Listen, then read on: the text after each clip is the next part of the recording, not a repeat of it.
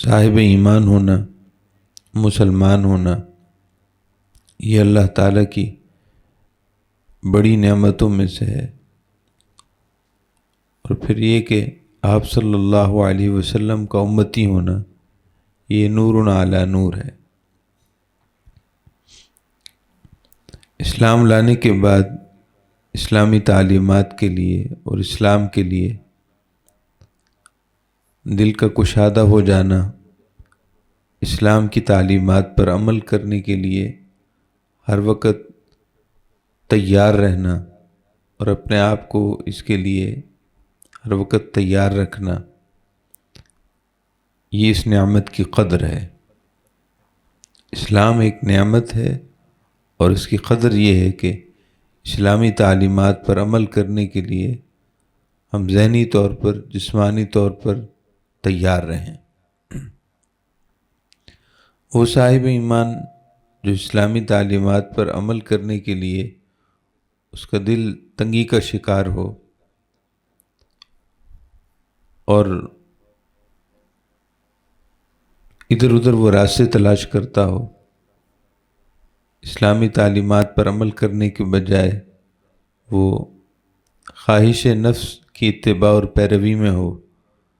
تو یہ دین اسلام کی، ایمان کی ناقدری ہے۔ آج کے درس میں ہم اس بارے میں ذہنی طور پر اپنی تربیت کرنے کی کوشش کریں گے کہ جب ہم صاحب ایمان ہیں الحمدللہ، تو پھر زندگی کا جو حصہ، زندگی کا جو دورانیہ جو اللہ تعالیٰ نے ہمارے حصے کا رکھا ہے، اس میں ہم اللہ اور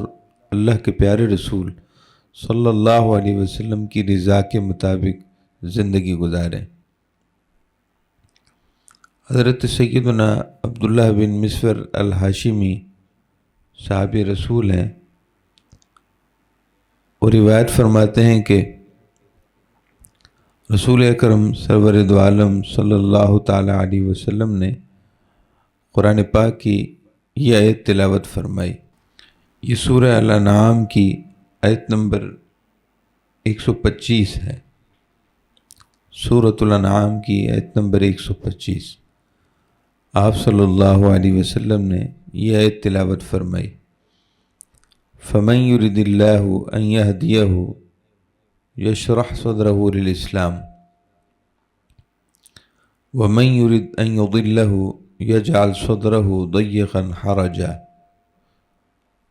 اس کا مطلب یہ بنتا ہے کہ پس وہ خوش نصیب، پس وہ شخص، وہ خوش نصیب، وہ سعادت مند کہ جسے اللہ تعالیٰ ہدایت دینے کا فیصلہ فرما دے، تو اللہ تعالیٰ اس کے سینے کو اسلام کے لیے کھول دیتا ہے۔ اللہ تعالیٰ اس کے دل کو، اس کے سینے کو اسلام کے لیے کھول دیتا ہے۔ وَمَن يُرِدْ أَن يُضِلَّهُ يَجْعَلْ صَدْرَهُ ضَيِّقًا، اور جس کے لیے اللہ تعالیٰ یہ ارادہ فرما دے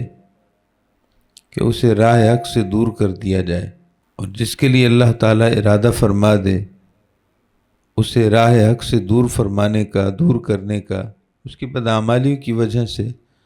تو یجعل صدرہ ضیقا حرجا، اللہ تعالیٰ اس کے سینے کو اسلام کے لیے بہت تنگ فرما دیتا ہے۔ آپ صلی اللہ علیہ وسلم نے یہ آیت طیبہ تلاوت فرمائی اور اس کے بعد فرمایا کہ اذا دخل نور الاسلام القلب، جب اسلام کا نور دل میں داخل ہوتا ہے، انفسح وانشرح،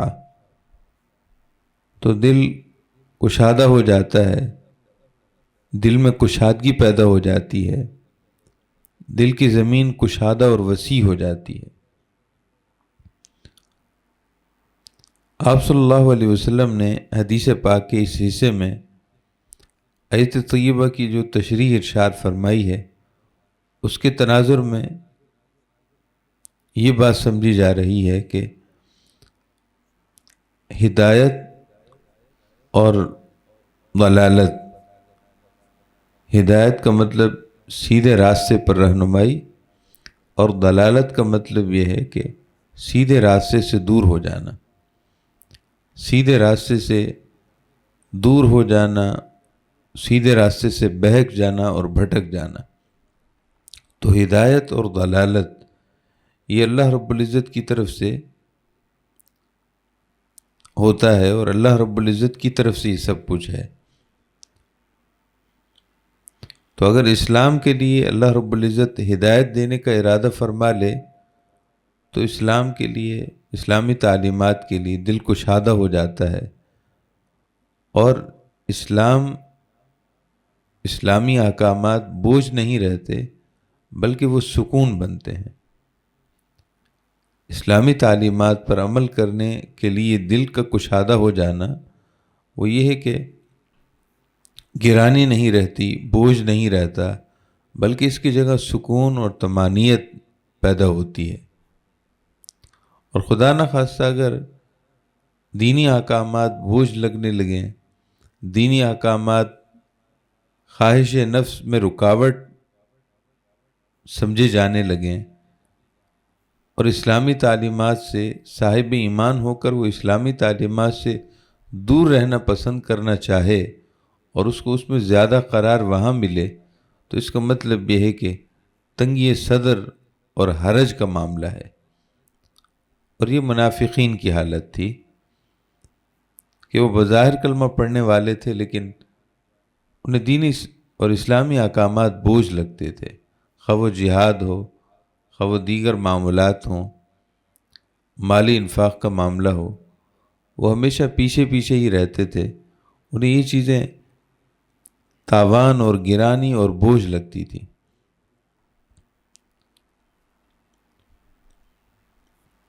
حضور اکرم صلی اللہ تعالیٰ علیہ وسلم نے اسی حدیث پاک میں جب یہ ارشاد فرمایا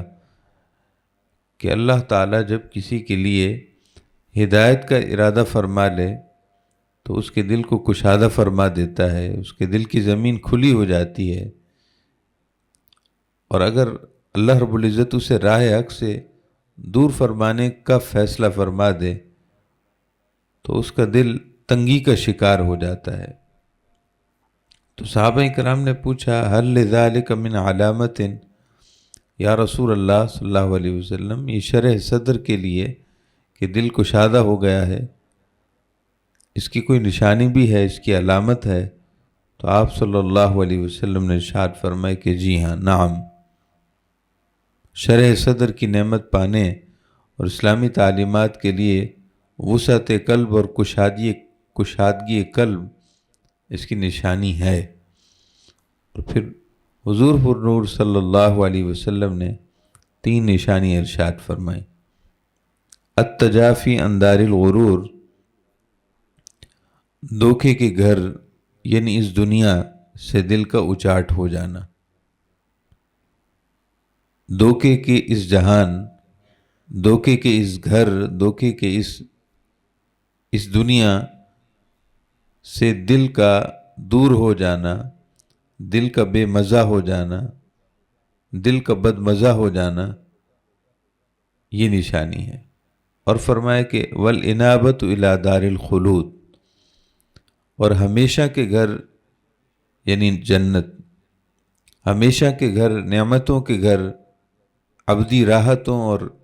ہمیشہ کی مسرتوں اور شادمانیوں کے گھر یعنی جنت اور آخرت کی طرف دل کا متوجہ ہو جانا۔ والاستعداد للموت قبل نزولہ، اور موت کے آنے سے پہلے ہر دم آخرت کے لیے تیار رہنا، موت کا انتظار نہ کرنا بلکہ موت سے پہلے ہر وقت موت کے لیے، ما بعد الموت کے لیے، آخرت کے لیے اللہ رب العزت کی پیشی کی بارگاہ میں پیشی کے تصور کو بحال رکھتے ہوئے آخرت کے لیے تیار رہنا، آخرت کے لیے سرمایہ جمع کیے رہنا۔ ارشاد فرمائے کہ یہ علامت ہے۔ یہ 3 نشانیاں حضور صلی اللہ علیہ وسلم نے ارشاد فرمائی ہیں اس شخص کے لیے جس سے شرح صدر کی نعمت حاصل ہو۔ محترم معزز مسلمان ماں اور بہنوں، حدیث پاک کے اور آیت طیبہ کے تناظر میں جب ہم اپنا جائزہ لیتے ہیں تو ہم ان ساری علامتوں پر ان ساری علامتوں کے بارے میں ان ساری علامتوں کو دیکھتے ہوئے ایسا محسوس ہوتا ہے جسے اللہ نہ کرے شرح صدر کی نعمت نہیں ہے۔ خدا نخواستہ منافقین کی جو نشانی تھی کہ یجعل صدرہ ضیقا، ان کے دل سخت تنگ ہو جاتے ہیں اسلام کے لیے، اللہ نہ کرے ایسی صورتحال بعض دفعہ نظر آتی ہے۔ اب سینے کا تنگ ہو جانا کیا ہے کہ اسلام کے لیے سینہ تنگ ہو جائے، اور یہ کہ اللہ رب العزت اسے راہ حق سے دور فرما دیتا ہے تو سینے کی تنگی کا وہ شکار ہو جاتا ہے۔ اس کا کیا مطلب ہے؟ تو سیدنا امیر المومنین سیدنا عمر فاروق رضی اللہ تعالیٰ عنہ نے عرب کی لغت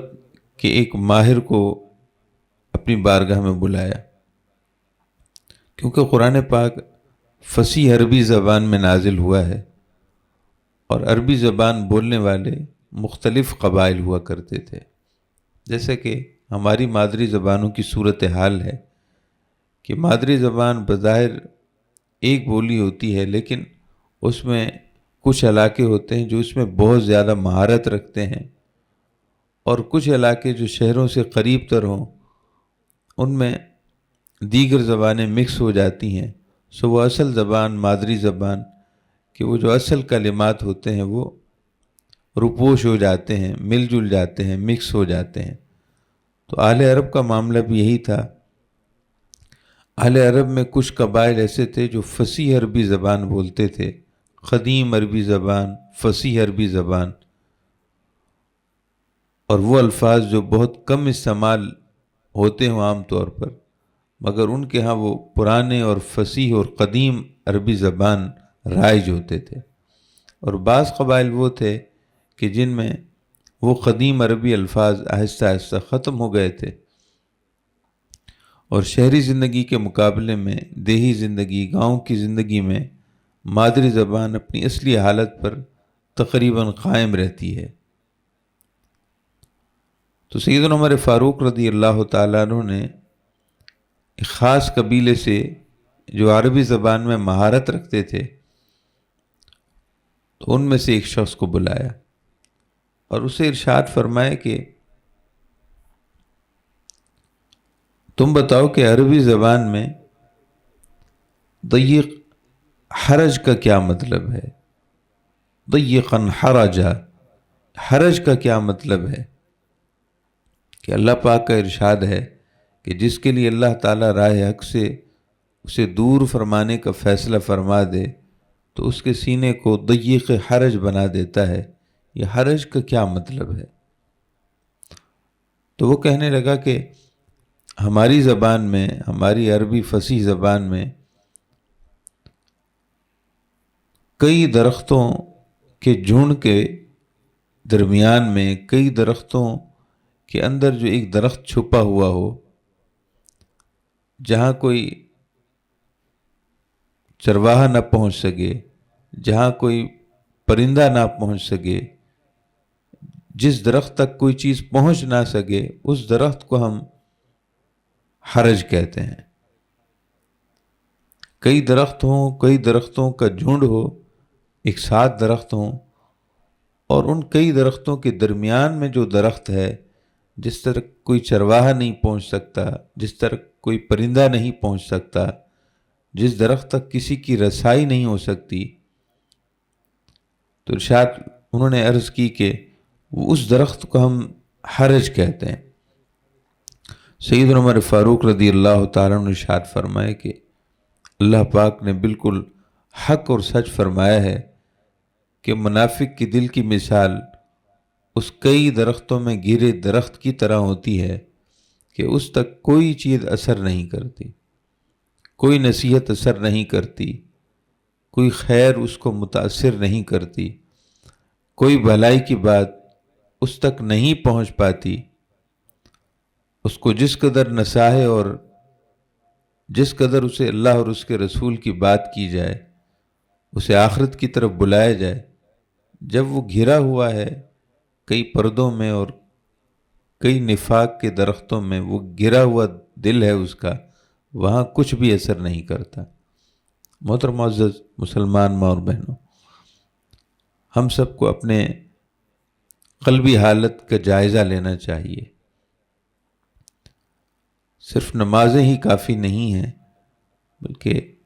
ہم اپنی زندگی کی ابتدا سے لے کر اپنی زندگی کی انتہا تک اللہ اور اس کے رسول کے احکامات کے پابند رہیں۔ شریعت کا حکم وہ ہر وقت ہمارے ساتھ رہے۔ اللہ اور اس کے رسول کی محبت میں اور اللہ اور اس کے رسول کی رضا میں اور فکر آخرت میں، فکر قبر میں، ما بعد الموت جو احوال پیش ہونے ہیں ان کو مد نظر رکھتے ہوئے ہم اپنی خواہشات کی قربانیاں دے ڈالیں، اپنے جذبات کی قربانیاں دے ڈالیں، اور صرف مقصد یہی ہو کہ چند روزہ زندگی ہے، آخرت کے مقابلے میں چند روزہ تو کیا، چند لمحوں تو کیا، پلک چھپکنے کی مقدار کی مثال بھی بہت کم پڑ جاتی ہے۔ تو اس چند روزہ زندگی کو اور چند لمحات پر مشتمل زندگی کو اس طرح گزاریں کہ اگر خواہشیں پوری نہ ہوں تو کوئی مسئلہ نہیں، اللہ رب العزت کی رضا حاصل ہونی چاہیے۔ حضرت سیدنا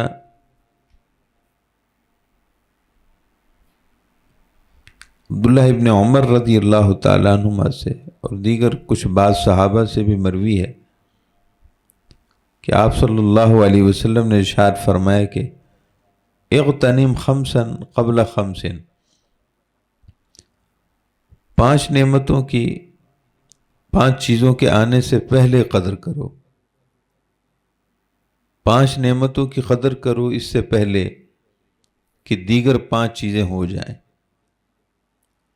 ورنہ وقت ختم ہو جائے گا۔ شبابہ کا قبل حرمک، اپنی جوانی کی قدر کرو بڑھاپے کے آنے سے پہلے، کہ جوانی میں، عالم شباب میں جسم ساتھ دیتا ہے،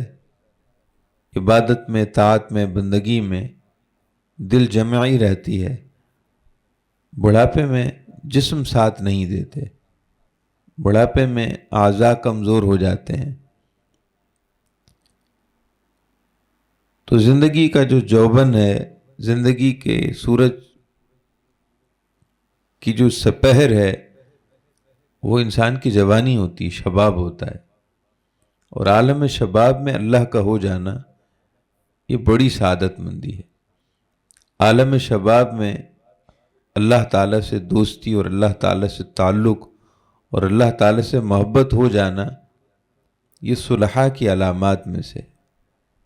اللہ تعالیٰ کی نیک بندوں کی علامات میں سے ہے۔ اور بعض صوفیاء فرمایا کرتے تھے کہ صاحب ایمان بڑھاپے میں اللہ کا ہو جاتا ہے، یہ اللہ کی شان ہے،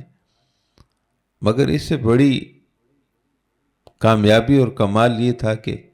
بڑھاپے سے پہلے عالم شباب میں وہ اللہ تعالیٰ کے ساتھ تعلق قائم کر لیتا۔ در جوانی توبہ کردن شیوائے پیمبری، شباب میں اور جوانی میں اللہ تعالیٰ کے ساتھ تعلق قائم ہو جانا یہ انبیاء کا راستہ ہے،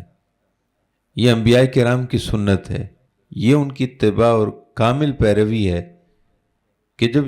شعور کی عمر ہو، جب 15-16 سال کی عمر ہو، شعور کی عمر ہو، اس وقت سے اللہ تعالیٰ کا انسان ہو جائے، اللہ تعالیٰ کی رضا کی مٹھاس اسے مل جائے، اللہ تعالیٰ کی بندگی کا اسے مزہ میسر آ جائے، سجدوں کی لذت اسے نصیب ہو جائے، نماز کی روح اسے نصیب ہو جائے، اسے دعا کی لذت مل جائے۔ ارشاد فرمائے کہ یہ انبیاء کرام کی کامل پیروی اور کامل سنت ہے، شیوہ پیغمبری ہے۔ بڑھاپے میں تو حضور کا وسیلہ ہے کہ بڑھاپے میں تقریباً حضور کی امت کی شان یہ ہے کہ بڑھاپے میں تو ہر کوئی نمازی ہو جاتا ہے، ہر کوئی چاہتا ہے کہ اب آخرت کی تیاری شروع کر دے۔ اصل تو شباب میں تھا، جب ایک طرف خواہشات اپنے عروج پر تھیں اور قربانی بڑی دینی پڑ رہی تھی، اس وقت اللہ تعالیٰ سے تعلق قائم ہو جانا یہ کامل سعادت مندی ہے۔ تو حضور پاک نے ارشاد فرمایا کہ 5 چیزوں کی قدر 5 چیزوں سے پہلے کرو۔ شبابہ کا قبل حرمک، اپنی جوانی کی قدر پہچانو بڑھاپا آنے سے پہلے۔ وصحت کا قبل سقمک، اور بیماری سے پہلے اپنی صحت کی قدر کرو۔ صحت کی قدر کا یہ مطلب نہیں ہے کہ دنیا کما لو، صحت ہے تو دنیا حاصل کر لو۔ ہاں، ضروریات زندگی اپنی جگہ ہیں، ان کا حصول حلال راستوں پر، رزق حلال کی جستجو حلال طریقے پر، یہ ایک عبادت ہے۔ لیکن یہاں حضور پاک صحت کی قدر کا مطلب یہ ارشاد فرما رہے ہیں کہ اپنی صحت کی حالت میں اللہ تعالیٰ کے حضور نیک کام کرو۔ ایک صحابی تھے، جب ان کا وصال کا وقت قریب آیا تو ان کا ایک پورا اسٹور تھا، کھجوروں کا ایک پورا گودام تھا، ایک کمرہ تھا جو کھجوروں سے پورا بھرا ہوا تھا، اور اس وقت بطور کرنسی استعمال ہوا کرتی تھی کھجور کو بطور کرنسی، جیسا کہ گندم ایک زمانے تک بطور کرنسی رائج رہی ہے۔ گاؤں دیہات میں لوگ گندم دکانوں پر دیکھ کر چیزیں خرید کیا کرتے تھے، تو بجائے پیسوں کے گندم استعمال ہوتی رہی، اناج استعمال ہوتا تھا۔ ایسے ہی مدینہ طیبہ میں کھجور بطور کرنسی استعمال ہوا کرتی تھی، تو ان کا پورا کمرہ اور روم کھجور کا بھرا ہوا تھا۔ جب ان کے وصال کا وقت قریب آیا، مرض الوصال میں تھے، تو انہوں نے وصیت کی کہ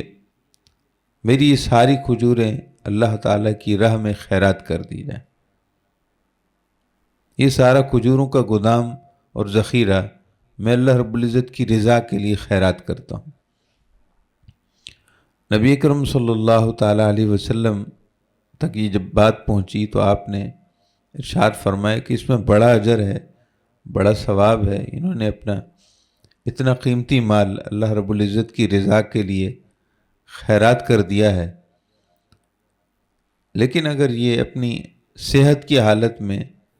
چند کھجور کے دانے بھی صدقہ کرتے صحت کی حالت میں، تو اس قدر کھجور کا ذخیرہ بیماری کی حالت میں مرض الوصال میں صدقہ و خیرات کرنے سے کہیں زیادہ ثواب پاتے۔ تو صحت کی حالت میں جبکہ انسان کا جسم صحیح ہو، توانا ہو، بیماری نہ ہو، تو حالت صحت میں اللہ رب العزت کی رضا کے کاموں کی طرف آ جانا یہ بڑی سعادت مندی، کامل سعادت مندی ہے۔ بیماری اور تکلیف میں اللہ رب العزت کا یاد آ جانا بھی سعادت مندی ہے، مگر بیماری اور تنگی میں تو ہر کوئی رب کو یاد کرتا ہے۔ اصل سعادت مندی تو یہ ہے کہ جس طرح تنگی میں رب یاد آیا ہے، اس طرح یسر میں بھی رب تعالیٰ کی یاد ہوتی، عسر کے ساتھ ساتھ یسر میں بھی اللہ رب العزت کی یاد رہنی چاہیے، یہ کامل سعادت مندی ہے۔ وَفِرَاغَكَ قَبْلَ شُغْلِكَ، ارشاد فرمائے کہ اپنی مصروفیت کے اوقات سے پہلے اپنے فارغ اوقات کو غنیمت سمجھو۔ مصروف ہو جانے سے پہلے جو تمہاری غیر مصروف زندگی ہے، اس زندگی کے حالات کو اور اوقات کو غنیمت جانو۔ وغنا کا قبل فقرک، محتاج ہونے سے پہلے اپنے غنا اور سہولت والی مالداری کے حساب سے جو آسانی والی زندگی ہے اس کو غنیمت سمجھو۔ وحیاتک قبل موتک، اور اپنی موت سے پہلے اپنی زندگی کو غنیمت جانو، موت سے پہلے اپنی زندگی کی قدر کرو۔ محترم معزز مسلمان ماں اور بہنوں، زندگی کتنی ہے اس کے بارے میں کوئی نہیں جانتا، کہ زندگی کا مکمل دورانیہ کس شخص کا کتنا ہے یہ ہم میں سے کوئی بھی نہیں جانتا۔ جب معلوم نہیں ہے تو پھر فکر کی ضرورت ہے، پھر فکر کرنی چاہیے کہ کبھی بھی یہ سفر زندگی، کبھی بھی یہ زندگی کا سفر اختتام پذیر ہو سکتا ہے، اور اس کے بعد پھر انسان کے بس میں کیا ہے تو کچھ بھی نہیں ہے۔ موت آئی تو اس کے بعد بس میں کچھ نہیں ہے، اس وقت انسان کے ہاتھ میں کچھ نہیں رہے گا، جو کچھ ہے بس اس انسانی زندگی، اس زندگی کے دورانیے میں ہے۔ جب تک سانسوں کا تسلسل ہے سب کچھ ہو سکتا ہے، اور سانسوں کا تسلسل ختم ہوا، یہ سانسوں کا آنا جانا یہ ختم ہوا اور پھر سب کچھ ختم ہو جائے گا، یعنی کتاب زندگی بند ہو جائے گی۔ اب اس میں ہم اپنی جانب سے خود سے کوئی نیک عمل اس میں داخل نہیں کر سکتے، اور جو گناہ ہوئے ہم خود سے ان کی تلافی نہیں کر سکتے۔ اللہ رب العزت کرم فرما دے تو اس کا کرم تو سبحان اللہ، کسی کی دعائے مغفرت ہو جائے، عالم ارواح میں اللہ تعالیٰ کی کسی نیک بندے یا انبیاء اور اولیاء کی دعا مل جائے، یا ہمارے پسماندگان میں سے ہماری اولاد اور ہمارے کنبے خاندان میں سے کوئی ایصال ثواب یا کوئی مقبول عمل ہو جائے ہمارے حق میں، تو وہ ایک علیحدہ بات ہے۔ لیکن سانسوں کا تسلسل ختم ہوگا اور کتاب زندگی بند ہوگی، اب اس میں ہم اپنی جانب سے نہ کوئی مزید نیکیاں داخل کر سکتے ہیں، نہ گناہوں کو مٹانے اور گناہوں کے حد کے لیے مٹانے کے لیے ہم اپنی جانب سے کوئی عمل نہیں کر سکتے، کیونکہ عمل کا جو سلسلہ تھا وہ ختم ہو گیا ہے۔ ایک بزرگ کے بارے میں ہے، وہ ارشاد فرماتے ہیں کہ امام یافی رحمۃ اللہ علیہ نے روض الریاحین میں لکھا ہے، اس حکایت کا ذکر انہوں نے کیا ہے۔ وہ بزرگ قبرستان میں سے گزرے اور رات آ گئی، تو آرام کرنے کے لیے قبرستان کے قریب وہ لیٹ گئے۔ جب لیٹے تو خواب میں دیکھتے ہیں کہ وہی جگہ ہے، وہی منظر ہے، تو ان کی قریب کی جو قبر تھی، مرقد تھی قبر، وہ پھٹی اور اس میں سے صاحب قبر جو فوت ہو چکا تھا، وہ جو مردہ تھا، وہ باہر نکلا اور ان بزرگ سے مخاطب ہو کر کہنے لگا کہ تم سو رہے ہو، تمہیں زندگی کی قدر نہیں ہے، تم سو رہے ہو۔ ہماری حالت یہ ہے کہ ہم یہ تمنا اور خواہش کرتے ہیں کہ زندگی کی بس اتنی مہلت مل جائے اور ہمیں اتنے سانس مزید مل جائیں کہ ہم ایک دفعہ اللہ تعالیٰ کے حضور تسبیح سبحان اللہ پڑھ سکیں۔ ہمیں یہ تمنا ہے کہ بس چند سانسیں مل جائیں کہ ہم سبحان اللہ کہہ سکیں، اللہ تعالیٰ کی تسبیح پڑھ سکیں۔ ہم اتنے وقت کی قدر بھی محسوس کر رہے ہیں اور تم سو رہے ہو۔ تو وہ بزرگ صاحب کشف تھے، اللہ رب العزت نے انہیں یہ شان عطا کی تھی، وہ ویسے ہی اللہ تعالیٰ کی طرف مائل تھے، سو وہ اور زیادہ مائل ہو گئے۔ محترم معزز مسلمان ماں اور بہنوں، خواہشات انسانی ایک ایسی اونٹوں کی لمبی قطار کی طرح ہے کہ ایک قطار کبھی ختم نہیں ہوتی۔ انسانی زندگی کی خواہشات ایک نہ ختم ہونے والا سلسلہ ہے، اس میں پیٹ نہیں، اس سے پیٹ نہیں بھرتا۔ اگر پیٹ بھرتا تو آپ غور کیجئے کہ قارون جس کا ذکر قرآن پاک میں آتا ہے اس کا پیٹ بھر جانا چاہیے تھا۔ ان قارون کان من قوم موسیٰ، یہ قارون بہت بڑے خزانوں کے انبار رکھتا تھا۔ اب ویسے تو دنیا میں بھی بڑی مثالیں ہیں اب کہ اربوں خربوں مالیت کے، ڈالرز کے مالیت کے لوگ اس وقت دنیا میں بستے ہیں، اور ہم ان کے بارے میں غور کر سکتے ہیں، ان سے نصیحت حاصل کر سکتے ہیں کہ پیٹ ان کا نہیں بھرتا۔ دنیا کے جو 100 افراد جو سب سے زیادہ اربوں خربوں، اور اس کے لیے تو لفظ بھی نہیں ملتے، اتنی مالیت کے مالک انہیں خود نہیں پتہ کہ ان کے اثاثے کتنے ہیں، لیکن آپ اندازہ کیجئے ان 100 افراد، یہ 100 میں سے آپ 10 کے بارے میں بھی غور کر لیں کہ ان کا پیٹ ابھی تک نہیں بھرا، وہ چاہ رہے ہیں کہ اور بھی اس سے ڈبل ٹرپل 10 گنا 100 گنا مزید دولت کما لیں۔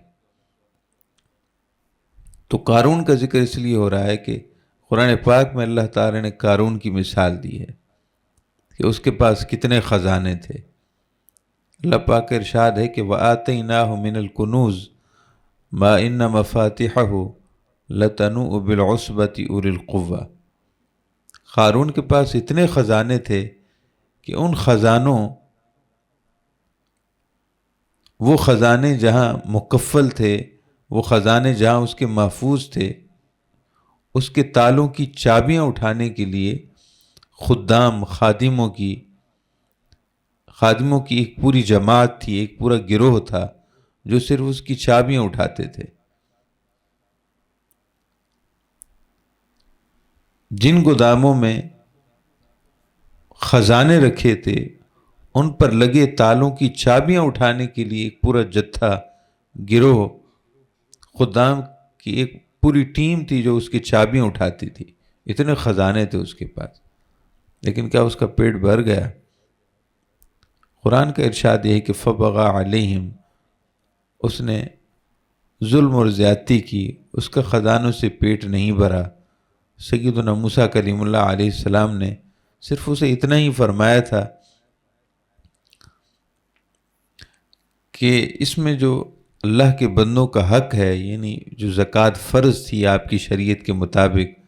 آپ نے فرمایا کہ اس میں سے غرباء کا حصہ دو، اس لیے کہ سب اللہ نے دیا ہے اور یہ سب اللہ کی طرف سے تیرے پاس ہے۔ اس میں سے جو اللہ پاک نے غرباء اور فقراء اور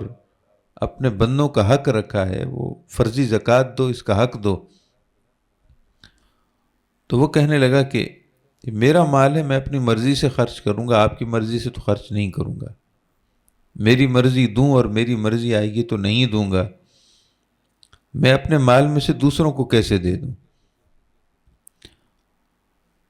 تو اگر پیٹ بھرتا تو اس کا بھرتا، لیکن اس کا نہ بھرا۔ محترم معزز مسلمان ماں اور بہنوں، خواہشات انسانی کہ آپ جتنی جہتوں کو لے لیں، خواہشات انسانی خواہشات اس کی جتنی جہتوں کو لے لیں،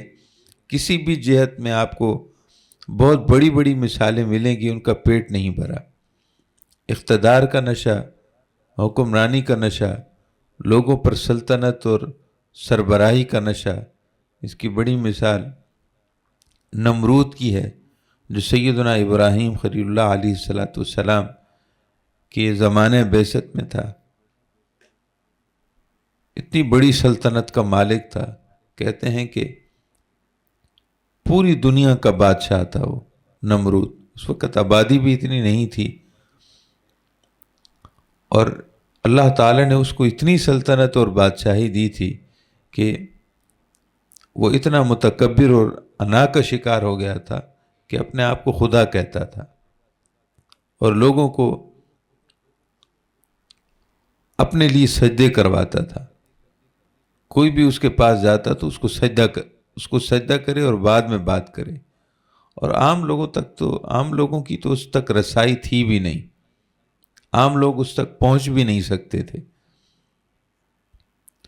یہی حال سیدنا موسیٰ کریم اللہ علیہ الصلاۃ والسلام کے زمانے بعثت میں موجود فرعون کی تھی کہ وہ بھی بہت بڑی سلطنت کا بادشاہ تھا، اور وہ بھی اپنے آپ کو خدا کہتا تھا۔ انا ربکم الاعلیٰ کہ اس کے الفاظ قرآن پاک میں ہیں کہ میں سب سے بڑا خدا ہوں معاذ اللہ۔ لیکن آپ اندازہ کیجئے کہ پیٹ نہیں بھرا، اقتدار کی ہوس نے اسے انسان کی قدروں سے گرا دیا، اور جانور اور ڈنگر بن کر رہ گیا۔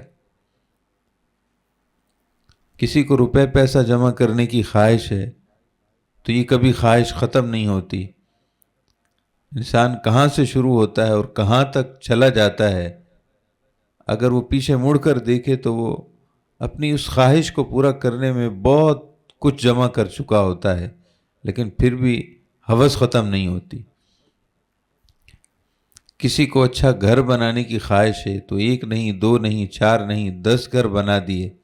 مگر پھر بھی خواہش ختم نہیں ہوئی۔ کسی کو پراپرٹی جمع کرنے کا شوق ہوتا ہے، ادھر 1 کنال لے لی، ادھر 5 کنال لے لی،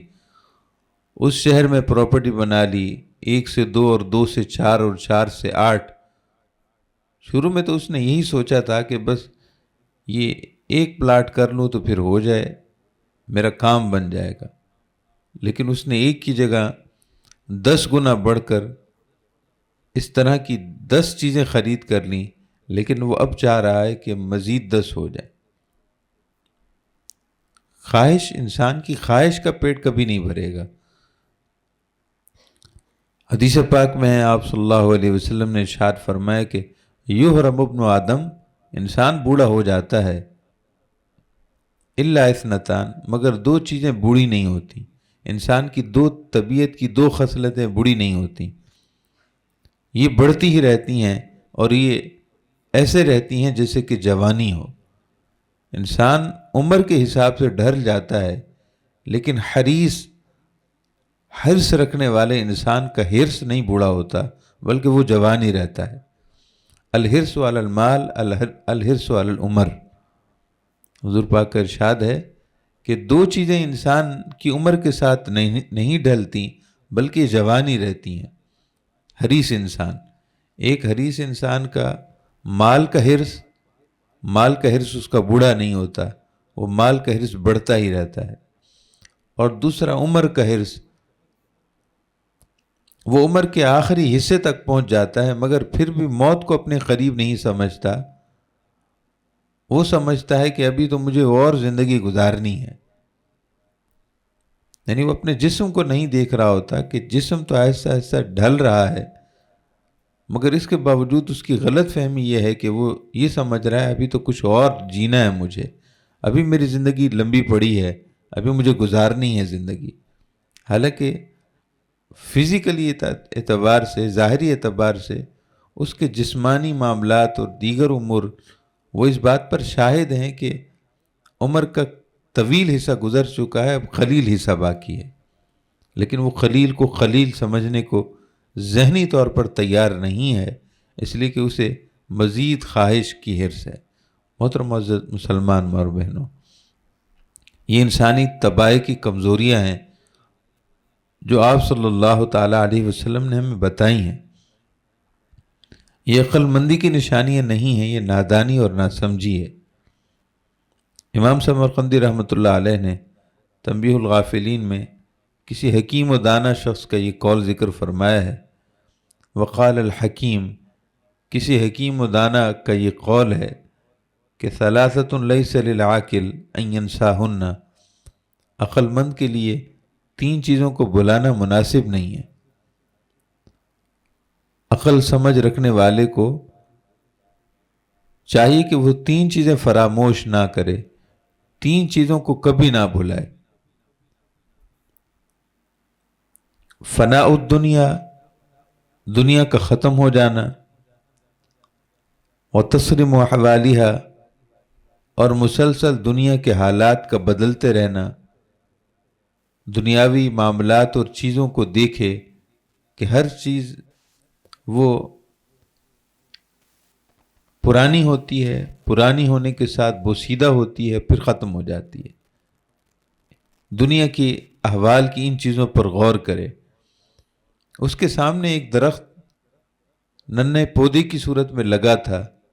پھر وہ بڑھتا رہا، پھر تناور درخت بنا۔ اس نے اس کو دیکھا، اس پہ سال میں موسم بدلے، وقت گزرتا رہا۔ چند سالوں کے بعد وہ درخت بوڑھا ہو گیا، درخت کی عمر گزرتی رہی، حتیٰ کہ وہ بوسیدہ ہو گیا، اس میں ہریالی نہ رہی، اور پھر وہ آخر کار خشک ہو گیا اور جھڑ گیا، اس کی ٹہنیاں جھڑ گئیں، پھر تنا بھی کسی نے کاٹ دیا، اب اس کا نام و نشان نہیں۔